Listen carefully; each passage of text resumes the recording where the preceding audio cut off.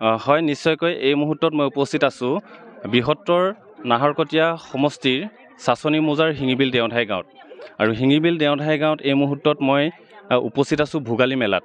তেওঁলোকে ভোগালী আয়োজন কৰিছে। আজি উৰুকাক লৈ যি প্ৰস্তুতি চলাইছে সেই প্ৰস্তুতি সম্পৰ্কে মই কিছু আভাস জানিবলৈ আহিছিলোঁ এই অঞ্চললৈ। আৰু এই অঞ্চলৰ মই সামগ্ৰিক পৰিৱেশ মোৰ কেমেৰা পাৰ্চন সহযোগে দেখুৱাব যে কিদৰে তেওঁলোক উৰুকাৰ কাৰণে সাজু হৈছে।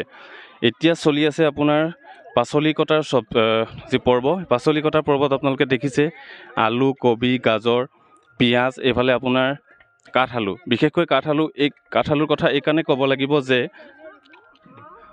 যিহেতু মাঘৰ বিহু অহাৰ লগে লগে কাঠআলু খাব লাগে আৰু কাঠআলু খালে বিভিন্ন ধৰণৰ বেমাৰ আজাৰৰ পৰা ৰক্ষা পোৱাৰ লগতে আৰু বাকী মাঘৰ বিহুৰ পিছৰ পৰাই পৰৱৰ্তী সময়ত কাঠআলু, মিঠা আলু, মোৱা আলু আদি খাব পাৰে। এই মুহূৰ্তত মই সামগ্ৰিক পৰিৱেশটো দেখাবলৈ চেষ্টা কৰিছোঁ। আমাৰ কেমেৰা পাৰ্চন সহযোগে সামগ্ৰিক পৰিৱেশটো দেখাব। আৰু ইতিমধ্যে আপোনালোকে জানিবলৈ পাইছে যে আজি ভোগালীৰ যি উৰুকাক লৈ যি প্ৰস্তুতি চলাইছে এই প্ৰস্তুতি সম্পৰ্কে মই গাঁৱৰ যিসকল আই মাতৃ আছে আই মাতৃসকলৰ পৰা জানিবলৈ কিছু কথা চেষ্টা কৰিম। প্ৰথমে আপোনাৰ ওচৰলৈকে আহিলোঁ। যিহেতু নতুন বছৰ আহিলে, নতুন বছৰৰ শুভেচ্ছা জনাইছোঁ প্ৰথমে, লগতে ভোগালীৰ ওলগ জনাইছোঁ। এই মুহূৰ্তত আজি উৰুকাৰ এই মুহূৰ্তটোত আপুনি ৰাইজক কি ক'ব বিচাৰিব? নমস্কাৰ। মই প্ৰথমে আপোনালোকৰ মাঘৰ বিহুৰ হিয়া ভৰা ওলগ যাছিলোঁ। আজি মাঘৰ বিহু উৰুকাত আমি সকলো ৰাইজে মিলি এসাঁজ খাবলৈ যোগাৰ কৰিছোঁ। প্ৰতি বছৰে এই বিহুটো আমি সকলো ৰাইজে মিলি পালন কৰা হয়। এইবাৰো সেই ঠিক তেনেকৈ পালন কৰিছোঁ মিলি। ভালো লাগে এনেকৈ সকলোৰে মিলা প্ৰীতিৰে কামবোৰ কৰিয়ে থাকিবলৈ ভাল লাগে। সেইকাৰণে ভাল লাগিছে। আনবাৰৰ দৰে এইবাৰো সকলোৱে আগবাঢ়ি আহিছে। তাৰপৰা আজি এসাঁজ ভাত সকলোৱে মিলি খাই কালিলৈ মানে আকৌ আমাৰ প্ৰগ্ৰেম আছে, এজন গায়কো আহিব। হয় নিশ্চয়কৈ। হয়, তেওঁলোকে যিদৰে যি পৰিকল্পনা কৰিছে সেই পৰিকল্পনা অনুসৰি অহাকালিলৈ ইন্দ্ৰজিৎ দুলীয়াৰ গীতৰ শৰাই আছে বুলিও তেওঁলোকে আমাক জানিবলৈ দিছে। আমি যিহেতু ভোগালী বিহু বুলি ক'লে মনলৈ আমাৰ বিহুৰ কথাও আহে, এফাকি বিহুৰ কথাও আহে। আমি বিহুগীতো শুনিবলৈ চেষ্টা কৰিম। এই মুহূৰ্তত আমি এগৰাকী জ্যেষ্ঠ আই মাতৃক দেখিছোঁ। আমি তেখেতৰ ওচৰলৈকে আহিছোঁ। আপোনাক নতুন বছৰ শুভেচ্ছা জনাইছোঁ, লগতে ভোগালী বিহুৰো শুভেচ্ছা জ্ঞাপন কৰিছোঁ। আগতেও এনেকৈ ভোগালী বিহু হৈছিল নে এনেকৈ এতিয়া নতুনকৈ হ'বলৈ আৰম্ভ কৰিছে? নতুন দেখিছে। আমাৰ আগতে নহয়, খান্দিম আগতে চব নতুন নব আমাৰ আগতে নহয়। এতিয়া বহুত বেলেগ। আগৰ দিনত আৰু নৰা চাহ কাটি আনি জুপুৰি ঘৰ বনাই পিনি সেনেকৈ কৰিছিলে। আমি ইয়াতো নাখাওঁ, বিলৰ কিনাৰত খাওঁ। এতিয়া নামঘৰলৈ আনিলে, বামলৈ আনিলে, আমাৰ দিনত নাই সেনেকৈ। সেইখিনি আৰু পিঠা আমাৰখিনি।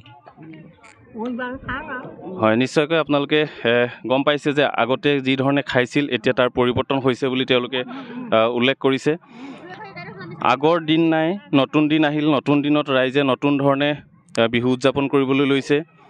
আগতে সাংস্কৃতিক সন্ধিয়া অনুষ্ঠান নাছিল, স্থানীয় ৰাইজে সাংস্কৃতিক সন্ধিয়া কৰিছিল। এতিয়া এই এটা ট্ৰেণ্ড আহিল, যি ট্ৰেণ্ডত নতুন যিসকল শিল্পী আছে শিল্পীসকলক আমন্ত্ৰণ কৰি অনাৰ যি প্ৰয়াস চলিছে, এক প্ৰতিযোগিতামূলক প্ৰয়াস। আৰু এই প্ৰতিযোগিতামূলক প্ৰয়াসত তেওঁলোকে নতুন শিল্পীসকলক স্থান দিবলৈ সদায় চেষ্টা কৰি আহিছে। এয়াই হৈছে ভোগালীৰ পৰিৱেশ। আঘোণ মাহৰ কৃষি কৰ্ম কৰাৰ পিছতেই ৰাইজে ভোগালী বিহু উদযাপন কৰে। আৰু এই ভোগালী বিহুত হাঁহে মাহে এসাঁজ খাবলৈ চেষ্টা কৰে। আৰু এই মুহূৰ্তত এজন স্থানীয় যুৱক আছে, মই যুৱকজনৰ পৰাও কিছু কথা ল'বলৈ চেষ্টা কৰিম। নতুন বছৰ শুভেচ্ছা জনালোঁ, ইংৰাজী নতুন বছৰ ভোগালী বিহুৰ শুভেচ্ছা জনাইছোঁ। ভোগালীৰ উপলক্ষে আজি কি মন্তব্য আগবঢ়াব? ধন্যবাদ। মোৰ ভাইটি সত্যজিৎ গগৈ। আৰু তোমালোকৰ নিউজ চেনেলটোতো মোৰ মাঘৰ বিহু বা ভোগালী বিহুৰ হিয়া ভৰা শুভেচ্ছা জনালোঁ। আমাৰ কি হ'ল, ইতিমধ্যে আগৰ বক্তব্যকেইজনে কৈ গৈছে যে আজি কি ভোজ ভাত খোৱা হ'ব বা মাছ মাংসৰ পৰা আদি কৰি গাঁওখনৰ পৰিৱেশৰ কথাও ক'লে। কিন্তু ইয়াৰ ভিতৰতো মই এতিয়া ক'বলৈ আছে কি, কালিলৈ আমি এতিয়া প্ৰধানকৈ ৰাইজে খৰি ফালি থৈছে। কালিলৈ আমি আজিৰ ভিতৰতে ধৰা ভোজ ভাত খোৱাৰ আগত আমি মেজিটো সম্পূৰ্ণ কৰিম। সম্পূৰ্ণ কৰাৰ পিছত আমি ভোজ ভাত খাম। আৰু ভোজ ভাত খাই আজি ৰাতিটো অলপ ফূৰ্তিও কৰা হ'ব।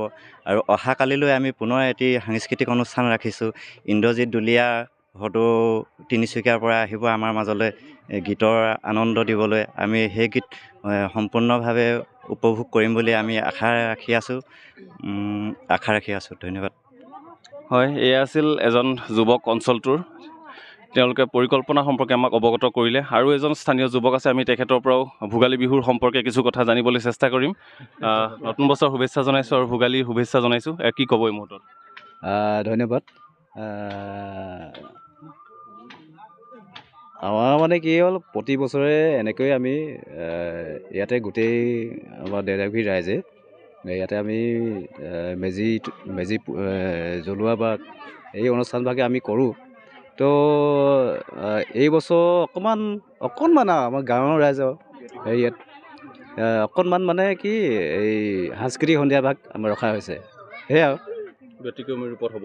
হয়।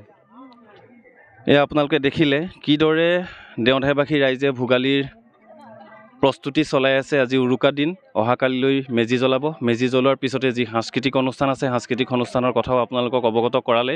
এই মুহূৰ্তত মই তেওঁলোকৰ যি খেৰেৰে নিৰ্মিত যি ভেলাঘৰ, এই ভেলাঘৰৰ কিছু পৰিৱেশ মোৰ কেমেৰা পাৰ্চন সহযোগে দেখাব যে তেওঁলোকে খেতি কৰাৰ পিছত ধানৰ নৰা কাটি এইদৰে ভেলাঘৰ নিৰ্মাণ কৰিছে। আৰু এই ভেলাঘৰতে যোৱা কেইবাদিনো ধৰি যুৱকসকলে, স্থানীয় যুৱকসকলে ইয়াতেই বাহৰ পাতিছে, আনন্দ কৰিছে।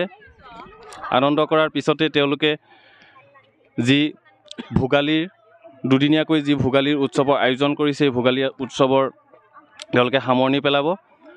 আৰু এই ভোগালীয়ে যাতে সকলোৰে মনলৈ সুখ শান্তি আৰু সমৃদ্ধি কঢ়িয়াই আনে, সেই কামনা তেওঁলোকে কৰিছে। আৰু ময়ো এই গাঁওখনৰ ভোগালীৰ সবিশেষ দেখাবলৈ আপোনালোকৰ মাজলৈ আহিছিলোঁ। আৰু মোৰ কেমেৰা পাৰ্চন সহযোগে আপোনালোকক দেখালে সামগ্ৰিক পৰিৱেশ। এই মুহূৰ্তত মই নাহৰকটীয়া চাচনিৰ পৰা সত্যজিৎ গগৈ, NE এক্সপ্ৰেছ।